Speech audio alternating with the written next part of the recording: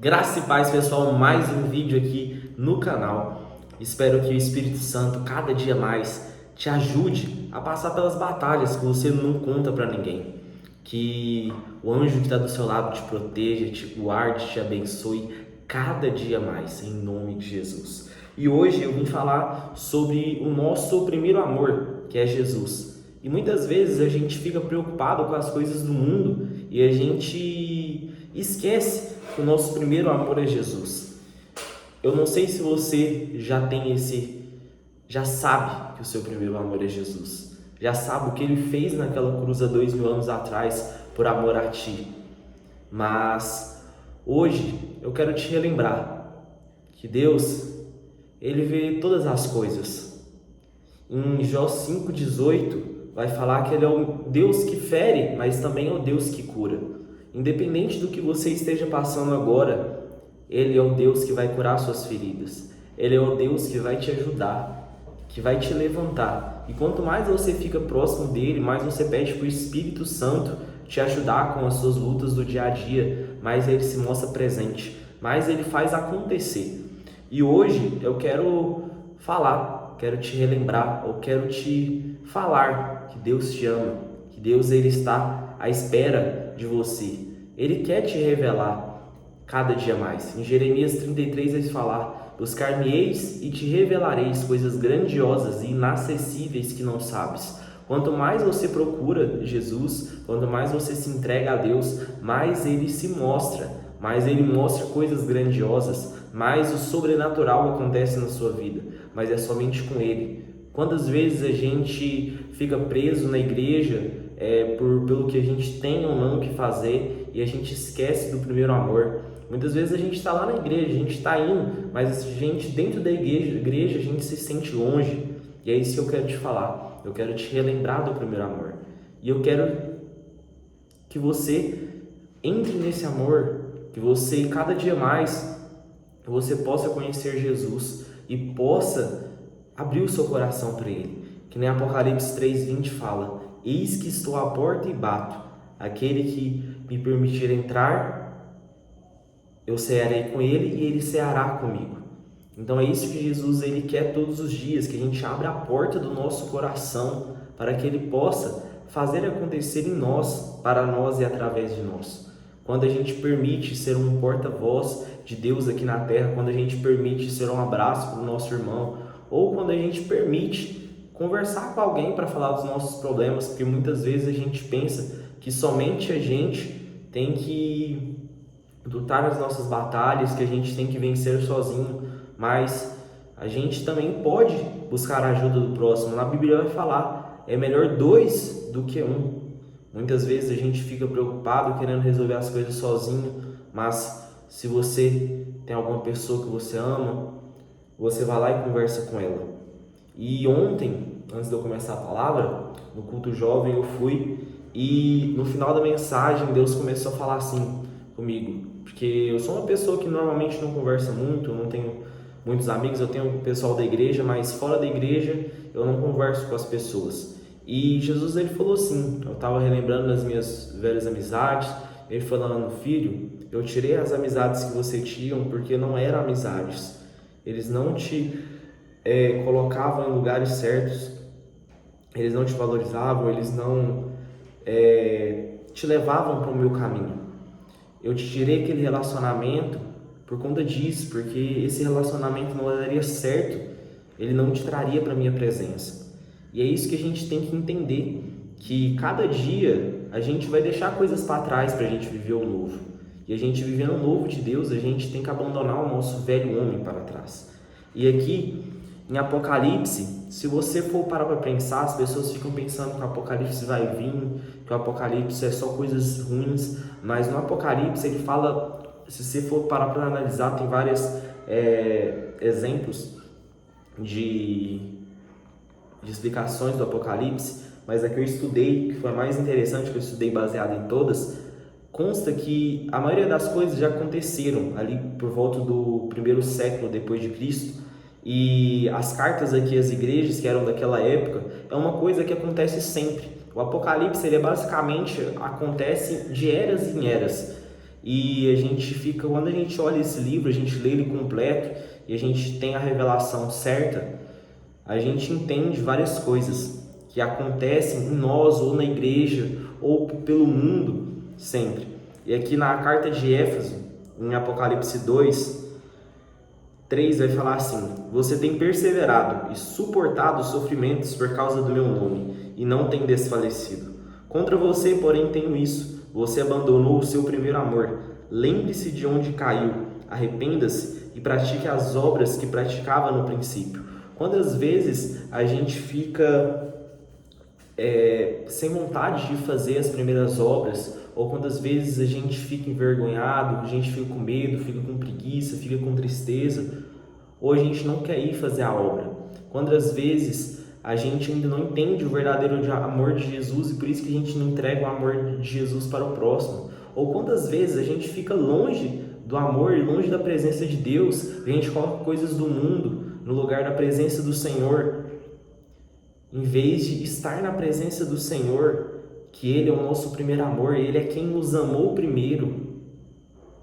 E quando a gente entende isso, tem uma frase que eu vi num vídeo e eu gosto bastante, que é assim: eu não tenho medo mais de perder nada, porque a pior coisa que aconteceu na minha vida foi quando eu perdi a presença de Deus, foi quando eu estava longe da presença do Senhor, porque sem Ele a gente fica desprotegido, sem Ele a gente é atacado todas as vezes, sem Ele a gente não consegue suportar as guerras, sem Ele a gente não consegue crescer da maneira certa, sem Ele a gente é um humano, mas tem um vazio dentro de nós que não é preenchido. É aquela frase que muitas pessoas falam: o vazio que tem dentro de nós é do tamanho de Deus, e quando a gente mais completa esse vazio com o amor de Deus, mais a gente fica completado. E quanto mais a gente leva o amor de Deus para o próximo, mais Ele faz acontecer em nós. E aqui também eu queria falar sobre a carta à igreja de Laodiceia, que está em Apocalipse 2, do 14 em diante. Aqui no 15 fala assim: conheço as suas obras, sei que você não é frio nem quente. Melhor seria que você fosse frio ou quente. Assim, porque você é morno, não é frio nem quente, estou a ponto de vomitá-lo da minha boca. Você diz: estou rico, adquiri riquezas e não preciso de nada. Não reconhece, porém, que é miserável, digno de compaixão, pobre, cego e que está nu. Muitas vezes a gente fica tão apegado às coisas do mundo, tanto em querer adquirir coisas, e a gente se esquece da presença do Senhor, que a gente fica assim: a gente pode adquirir várias coisas, mas na verdade a gente é miserável, a gente é digno de compaixão, a gente precisa da compaixão de Jesus para nos salvar todos os dias. A gente é pobre no espírito, e a gente fica cego, e a gente está nu. O que quer dizer com isso? A gente fica sem o amor de Deus, e a gente está longe, a gente não está quente no fogo do Espírito Santo, ou frio, que está longe e ainda não conhece o amor. A gente está dentro da igreja, mas a gente está morno, a gente não consegue fazer nada. E é isso que Deus, Ele não quer de você. Ele quer que você esteja em fogo, no fogo do Espírito Santo, que você esteja clamando com Ele, está com Ele todos os dias, que você converse com Ele a todos os momentos. Muitas pessoas, elas querem falar com Deus apenas no momento lá da igreja, mas Deus, Ele é um Pai para você. Ele quer falar com você o tempo todo. Ele quer ouvir a sua voz o tempo todo. Deus, Ele fala através de muitas coisas, através de versículos, através da Bíblia. A Bíblia é a principal coisa que Ele nos deixou, que é a palavra de Deus. Aqui tem inúmeras palavras, inúmeras. E cada livro nos dá um ensinamento único. Olha, na minha Bíblia, aqui tem 766 páginas no total. Ou seja, cada página é um ensinamento que pode te ensinar a mudar a sua vida. Se você hoje briga com seus pais, briga com seus filhos, se você grita, se você fala mal de alguém, se você fofoca, se você está na imoralidade sexual, seja o que for, com Jesus, Ele pode te ajudar a passar por todas essas coisas. Em Jesus a gente fica melhor. Em Jesus a gente pratica as boas obras. Em Jesus nós somos novas criaturas. Em Jesus a gente começa a olhar para os nossos erros e começar a melhorar eles. Muitas vezes você está julgando o seu próximo, está pensando no que o político está fazendo, que o presidente está fazendo, ou que o irmão está fazendo da igreja, ou que tal pessoa está fazendo errado, mas você não olha para você. Que nem Mateus 7, do 1 ao 3 vai falar: não julgueis para não ser julgados, porque a medida que medirdes será medido. Porque tu olhas o erro do teu irmão, o cisco no olho do teu irmão, e tem uma trave no seu olho. Por isso que a gente não pode julgar, porque na Bíblia vai falar que o único que pode julgar é Jesus. Quando a gente julga alguém, a gente está falando que a gente é superior a ele. E o que acontece? Nos céus tem um tribunal. E Deus, todas as coisas que acontecem aqui no mundo, tem um motivo, tem uma explicação. Às vezes não é da vontade de Deus, mas Deus permite acontecer. Por exemplo, os políticos que estão hoje. Infelizmente, isso é um tratamento de Deus conosco aqui no Brasil. Por conta que em algum momento a gente não foi fiel a Deus. A gente ficou só julgando, falando mal, estava em pecado. E agora, quanto mais o público está se aproximando de Deus, mais Deus está trabalhando na política, está trabalhando nesse país. Porque que nem foi lá em Jerusalém, Jesus falou: Jerusalém não ficará nenhuma pedra aqui. E quando reconstrói, quando Jesus faz coisas novas, como por exemplo na época de Noé, lá em Gênesis, vai falar a história dele, quando todo mundo ali estava em pecado, Deus viu Noé como um justo e falou: faça a arca. Se eu não me engano, ele ficou 100 anos construindo a arca, todo mundo zombando dele, rindo da cara dele. E ele foi lá e foi obediente a Deus, ele seguiu a voz de Deus. E com isso, o que isso nos mostra? Teve dilúvio, todos morreram. E houve uma sentença de Deus ali. E teve, por quê? Por conta que o pessoal não estava seguindo a vontade de Deus. E todas as vezes na Bíblia você vai ver isso. As cidades tendo coisas ruins acontecendo, por conta que é um juízo de Deus ali. Nada passa abatido. Na Bíblia vai falar: nada acontece sem que Deus não veja. As coisas se revelam. Não há nada que está oculto que não se revele. Tudo é revelado. Tudo. E quando a gente entende isso, a gente não fica preocupado mais em julgar o próximo. A gente fica preocupado em arrumar os nossos erros. Se eu não me engano, Paulo vai falar em um versículo que ele é o maior pecador. Ele não está preocupado com o próximo em julgar a vida dele, está preocupado nele. De todos, eu sou o que mais peca. E é isso que a gente tem que entender, que a gente é pecador, mas a graça de Deus nos salva. Em Efésios 2, 8, 9 vai falar: porque sois salvos pela graça. Isso não vem de vós, é dom de Deus. Não é mediante obras para que ninguém se glorie. É de graça. A graça nos salva. E o que é a graça? É o favor imerecido de Jesus ter morrido na cruz por nós para perdoar os nossos pecados. Ele é o único que poderia nos julgar. E que nem foi com aquela mulher que atire a primeira pedra aquele que nunca pecou. E o único que podia condenar, não condenou. Nesse versículo, as pessoas apenas acham que fala assim: vá e não peques mais. Mas no versículo também fala assim: e eu não te condeno. Jesus era o único que não podia condenar, mas ele não condenou. E é isso que ele está falando com você hoje: eu não te condeno por nada que você deixou de fazer, por nada que você fez ou faz. Eu só quero te ajudar a parar de fazer isso. Eu só quero te ajudar a ser uma pessoa melhor. Eu só quero te ajudar a melhorar os seus erros. Eu quero te ajudar a ser quem eu tanto sonhei para você ser.